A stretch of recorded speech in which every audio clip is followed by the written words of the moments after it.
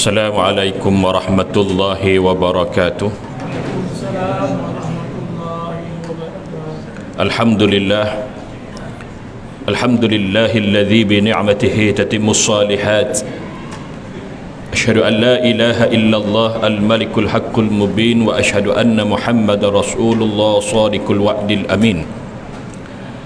Allahumma salli ala mab'uthi rahmatan lil alamin Sayyidina Muhammad khatimul anbiya wal mursalin wa ala alihi wa sahbihi ajma'in, amma ba'd. Pertamanya saya nak ucapkan jazakumullah khairan katsira, terima kasih banyak kehadiran tuan-tuan pada malam ini bagi menghidupkan malam bulan Ramadan yang disebut Ihya'ul Ramadan. Yang keduanya, Ustaz teringat akan sabdaan Nabi sallallahu alaihi wasallam, "Iza atakum qaumun karim fa akramuh." Jika datang kepada kamu seorang yang dimuliakan satu kaum, maka muliakanlah. Yang saya hormati YB Haji Azli, Ahli Parlimen Shah Alam, Haji Jamil, seluruh pimpinan Surah An-Nur Seksyen 20, hadirin hadirat yang dihormati sekalian. Alhamdulillah, syukur kita kehadrat Allah Subhanahu wa taala dalam waktu yang berbaki di dalam bulan Ramadan ini, kerana setiap hari akan berlalunya ataupun berlalunya hari-hari yang mana kita akan menemui penghujung bulan Ramadan ini. Sebelum kita ditinggalkan oleh bulan Ramadan ini, maka Ustaz nak mengajak kepada kita semualah untuk merenung kembali firman Allah Subhanahu wa taala, di mana Allah Ta'ala berfirman, "Ya ayyuhalladzina amanu kutiba alaikumus siyam kama kutiba alal ladzina min qablikum la'allakum tattaqun." Wahai orang-orang yang beriman, Allah mulakan dengan menyeru kepada orang yang beriman. Maknanya ayat ini khusus untuk orang yang beriman, kerana di dalam ayat Quran ni ada yang Allah Ta'ala sebut ya ayyuhan nas, ya ayyuhal kafirun. Tetapi dalam ayat ni Allah khususkan kepada orang yang beriman. Ya ayyuhalladzina amanu kutiba alaikumus siyam, difardukan ke atas kamu berpuasa, kama kutiba alal ladzina min qablikum, sebagaimana yang difardukan kepada umat-umat yang terdahulu, la'allakum tattaqun, moga-moga kamu menjadi orang yang bertakwa.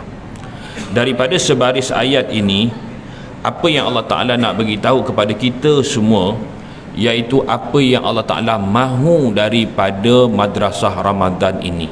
Maksudnya Allah nak kita jadi apa daripada bulan Ramadan ni. Masuknya bulan Ramadan, lalu Allah beritahu dia nak kita jadi orang yang bertakwa. Maksudnya, bayangkan kalau sebuah syarikat, bila mana ada orang datang nak diinterview masuk kerja, lalu majikan ni dia beritahu kepada bakal yang dia ambil jadi pekerja ni apa yang dia mahu. Dia nakkan pekerja dia mesti macam ni, waktu bekerjanya macam mana dan sebagainya. Ustaz teringat ada satu video yang menjadi viral, seorang pemain badminton, Hafiz Hashim, ketika dia diinterview oleh Miss Bun Siddiq. Miss Bun ditanya apa, dia kata datang sini nak apa. Dia kata dia nak jadi juara. Lalu dia sebutlah cerita, dia dah ceritakan apa yang dia nak. Lalu Miss Bun kata dia nak dua benda je. Satu, masa dia, dan kedua, tenaga dia. Tu je. Dia nakkan bagikan masa Hafiz tu dekat dia dan tenaga dia, tu je.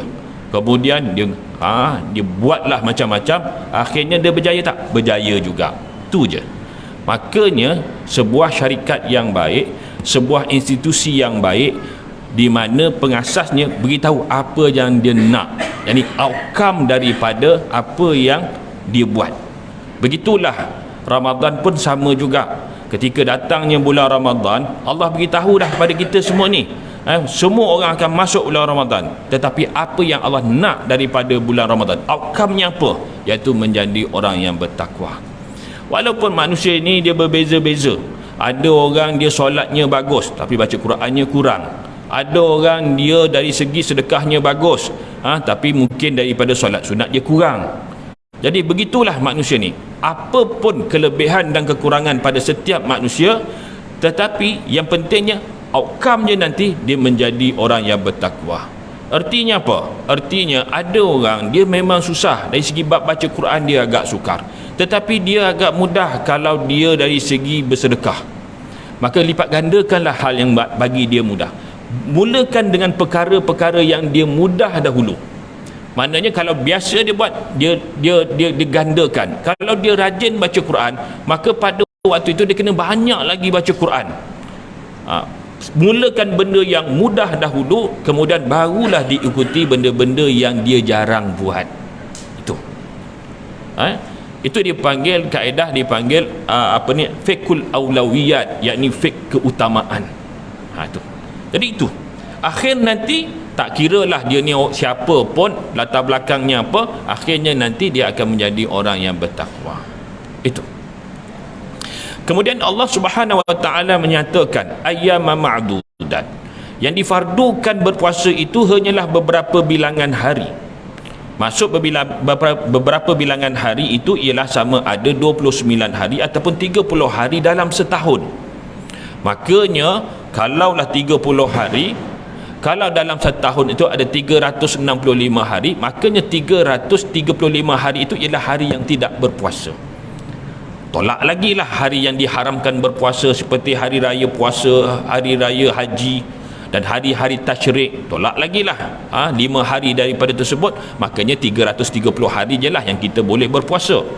Maka Allah Ta'ala kata faman kana minkum maridan aw ala safarin fa'iddatun min ayyamin ukhar.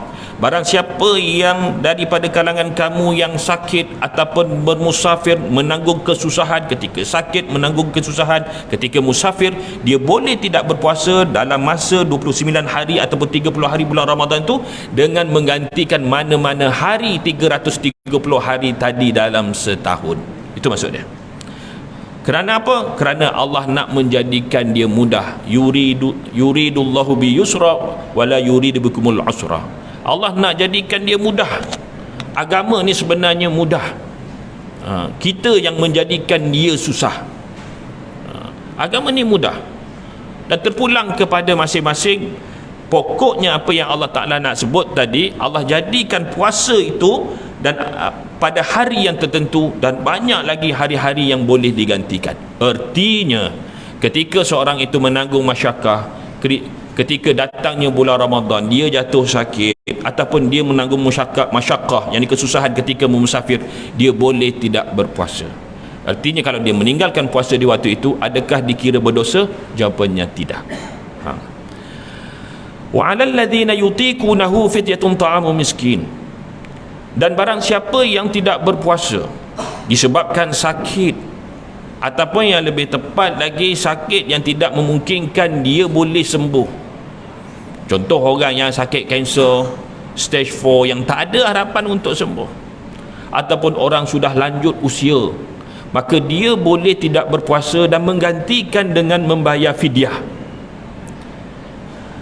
Di dalam sejarah Islam, Abu Hurairah radhiyallahu anhu, sahabat Nabi ini umurnya panjang. Di akhir-akhir umurnya, beliau sendiri tidak berpuasa. Maka beliau membayarkan fidyah itu setiap hari yang beliau tinggalkan. Artinya tak payah tunggu lepas Ramadan baru bayar fidyah. Hari yang dia tak puasa tu, dia bayar fidyah. Dah memang dia tak akan ganti pun, sebab dia dah terlalu lanjut usia. Jarang kita dengar orang dia, hari ni dia tahu dia memang dia tak puasa pun, sebab dia dah tua. Maka hari itu dia bayar fidyah. Dia bayar sajalah satu hari satu mud ataupun satu cupak.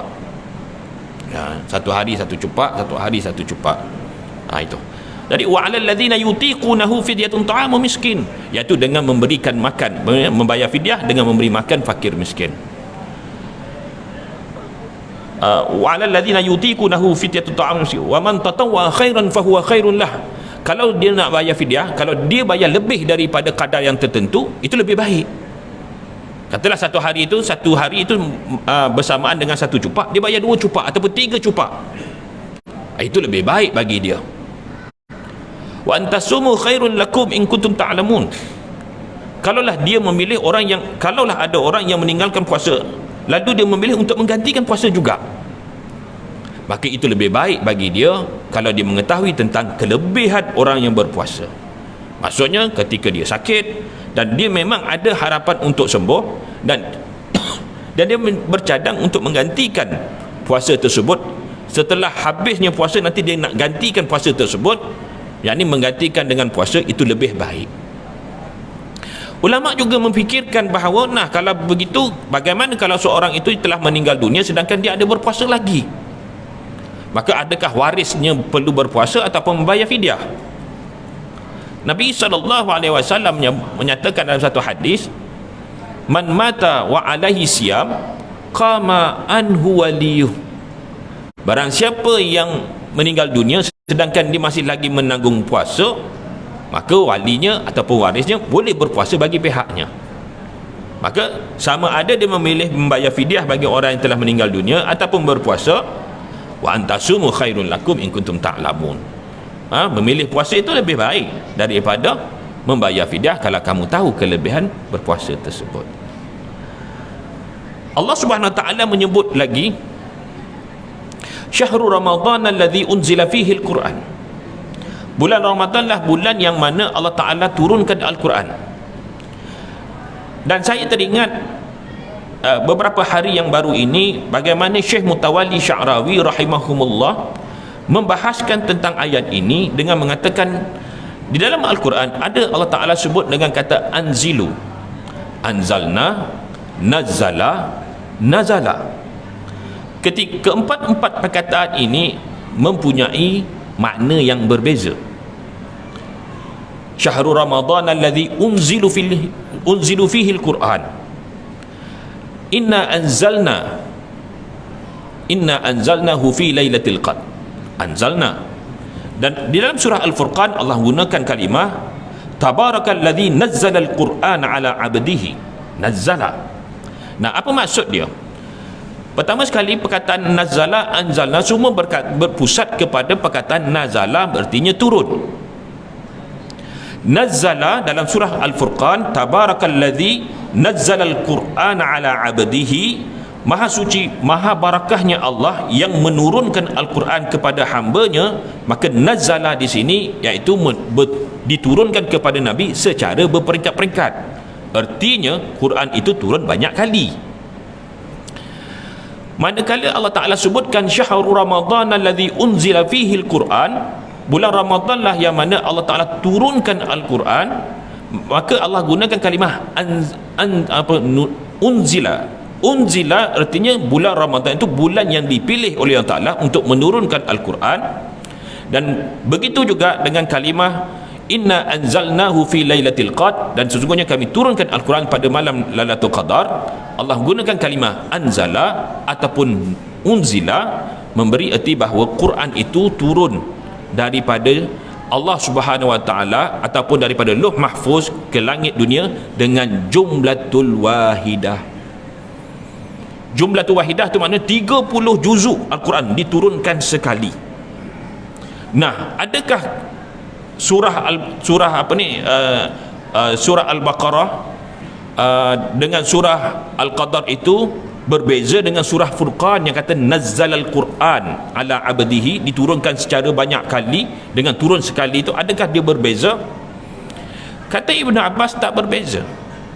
Bahkan Syekh Mutawalli mengatakan tidak berbeza kerana Al-Quran yang turun 30 juzuk itu ialah Quran yang turun daripada Lauh Mahfuz ke Baitul Izzah, ke langit dunia, itu satu juzuk Al-Quran. Tetapi daripada langit dunia turun kepada Nabi turun banyak kali.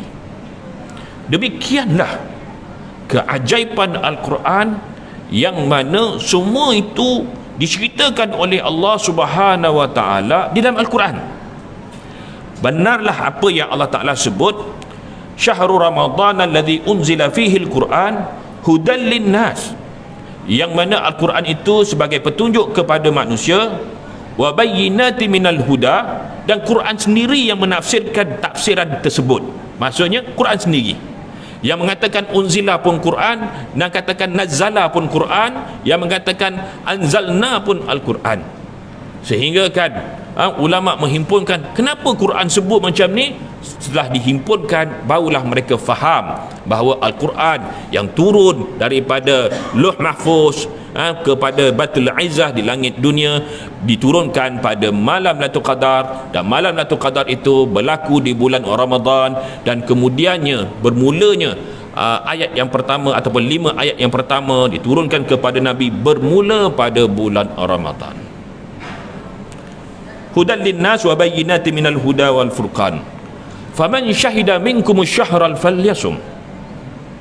Lalu Syekh Mutawalli Syarawi pula menyatakan bahawa kemudian Allah Ta'ala menyebutkan faman syahida minkum syahral falyasum. Barang siapa yang melihat anak bulan pada malam tersebut, faman syahida minkum syahra falyasum. Dan barang siapa yang melihat anak bulan, dan melihat anak bulan itu ialah sebelum jatuhnya malam. Bukan dah masuk maghrib baru dah, tak, sebelum jatuhnya malam. Maka nak menunjukkan bahawa permulaan kiraan di dalam Islam itu bermula pada waktu malam.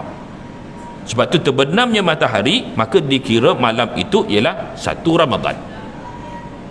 Dikira pada 1 Ramadan. Bukan 1 Ramadan itu bila terbitnya fajar, tidak. Dalam Islam dimulakan dengan bermula pada waktu malam. Faman syahida minkum syahra falyasum. Barang siapa ataupun negara mana yang melihat terbitnya hilal ataupun anak bulan, falyasum, maka hendaklah dia berpuasa pada hari tersebut. Allah Subhanahu wa taala menyebut di dalam Al-Quran, wa man kana maridan aw ala safarin fa iddatun min ayyamin ukhar. Dan kalaulah ketika terbitnya bulan ataupun terbitnya anak bulan dan bermulanya berpuasa, ditakdirkanlah pada hari tersebut dia sedang memulakan perjalanan musafir, ataupun seorang yang telah pun jatuh sakit bila datangnya bulan Ramadan, bagaimana keadaannya? Dia boleh tidak berpuasa pada hari itu walaupun pada 1 Ramadan. Yuridullahu bikumul yusra wa la yuridu bikumul usr. Dan Allah jadikan itu semua kerenganan untuk mereka tidak berpuasa, kerana Allah nak memudahkan. Allah lebih suka benda itu memudah-mudahkan. Bukan makna Allah memudahkan agama ni, tetapi Allah berikan kemudahan kepada hamba dia.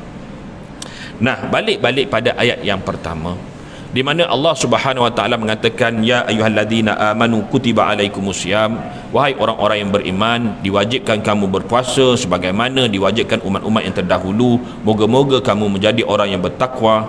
Setelah Allah Taala beritahu apa yang Allah Taala mahu daripada setiap hambanya yang beriman itu agar menjadi orang yang bertakwa, maknanya kalau sebuah negara tu pemimpinnya kena beritahu apa yang dia mahu. Dia nak jadikan negara ini seperti apa, dia kena beritahu. Bukan sekadar memberitahu, tetapi juga kena membantu rakyatnya untuk mencapai apa yang dia mahu. Itu dipanggil insentif.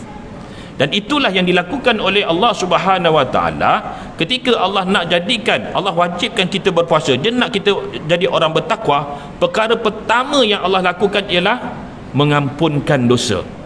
Ini dibuktikan dengan di mana Nabi SAW menyebut, man qama ramadana imanan wa ihtisaba ghufira lahu ma taqaddama min zambi. Artinya barang siapa yang bangkit, yakni mendirikan solat malam, man qama ramadana, pada malam Ramadan, hatta pada permulaan 1 Ramadan, dan di waktu itu puasa pun belum lagi, baru diumumkan saja besok puasa, malam tu kita pun mendirikan solat tarawih, maka kita bangun mendirikan solat tarawih dengan keimanan dan bermuhasabah, yakni ikhlas kerana Allah Ta'ala, ghufira lahu ma taqaddama min zambi, akan diampunkan dosanya yang telah lalu, yakni Ramadan yang lalu. Daripada Ramadan yang dia keluar daripada Ramadan tersebut sampailah Ramadan ni, semua dosanya telah diampunkan pada malam itu sendiri. Walhal belum puasa lagi, baru malam tu je. Atau disebut annahu man qama ma'al imam hatta yansarif kutiba lahu qiyamatul lailah. Tak cukup dengan itu. Apabila seorang itu bersolat bersama imam sehingga apabila imam selesai dia pun selesai, maka dia kira beribadah sepanjang malam. Malam tu lagi dah dikira dah ibadah satu malam dah. Diampunkan dosa satu, dikira ibadah sepanjang malam. Sepanjang malam tu maksudnya sampai bila? Sampai subuh. Tu artinya. Dah puasa belum? Belum puasa, baru start, baru solat dia baru solat bersama imamnya. Perut pun belum tentu boleh puasa ke tidak. Kemudian dia bangun, tasahharu fa inna fi suhuri barakah. Bersahurlah kamu, sesungguhnya pada sahur itu adanya barakah. Maka apa yang dia lakukan pada sahur, maka dia pun bangun dan bersahurlah. Dan keberkatan pada sahur itu ialah pada waktunya, bukan pada makannya. Kalau barakah itu pada makan, maka kita dituntut makan banyak. Lagi banyak kita makan, lagi banyak barakah kita dapat. Tidak. Yang dikatakan barakah itu ialah pada waktunya. Nah, kalau waktunya apa yang kita perlu buat? Kalau kita makan pun dikira dapat pahala, minum pun dapat pahala. Bahkan Allah Ta'ala sebut lagi apa yang Allah mahu daripada waktu tersebut. Wabil ashar hum yastaghfirun. Dan ada kelompok di mana bila mereka bangun sahur, mereka beristighfar kepada Allah Ta'ala. Itu yang Allah Ta'ala nak. Jadi bila Allah Ta'ala sebut, maka Allah Ta'ala beritahu apa yang dia nak. Jadi sebab tu kita kena clear. Kalau kita nak buat sesuatu, kita kena clear supaya orang yang bersama kita tu faham apa yang kita nak. Begitu cara Allah Ta'ala mendidik kita ni. Jadi bila dia bangun sahur lalu dia beristighfar, hari itu pun waktu itu diampunkan lagi. Malam tadi dia ampun, ni sekarang ampun lagi. Lalu dia pun meneruskanlah berpuasa, wa atimus siyama ilal lail, lalu disempurnakan puasa itu hingga terbitnya malam. Maka pada siang dia berpuasa, Nabi sebut man shama ramadhana imanan wa ihtisaba ghufira lahu ma taqaddama min dzambih. Barang siapa yang berpuasa di bulan Ramadan dengan penuh keimanan dan bermuhasabah, dan keimanan ni dia melakukan apa yang disuruh oleh Nabi dan meninggalkan apa yang dilarang.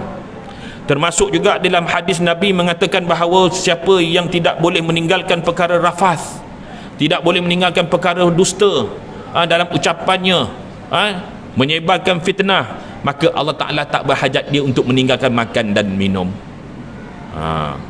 Tak payah puasa. Walaupun dia duduk lapar-lapar buat apa, di sisi Allah, Allah tak kira dia sebagai puasa pun.